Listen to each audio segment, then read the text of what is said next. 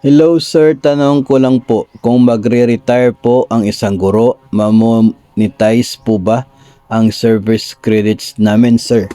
Okay, so mayroon po na po ako mga videos tungkol po dito previously. And sa episode na ito, pag-usapan po natin muli. Ang mga teachers, mayroon kayong service credits. Kapag kayo ay magretiro, pwede naman na ma-monetize yan. Pero may mahabang proseso pa po yun. Magre-request kayo na i-monetize ninyo yung natitira ninyong service credits.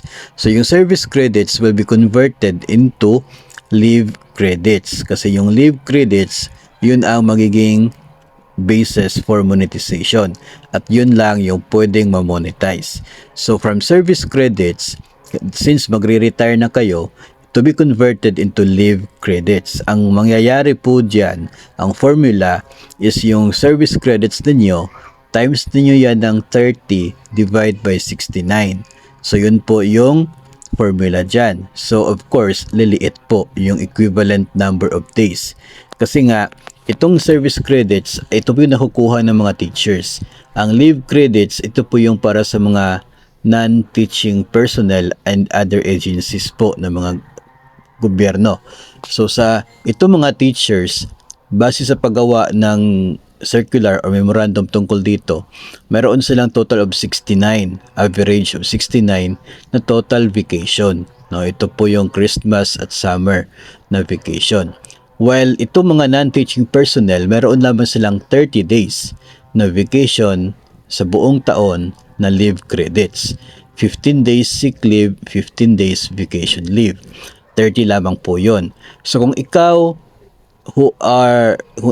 na nag-i-earn ng nasa 69 days in a year average na vacation, gusto mong mag-convert into leave credits, so kailangan siyang magkaroon ng pag-proportion ng inyong available service credits to become leave credits. Kaya siya liliit, no?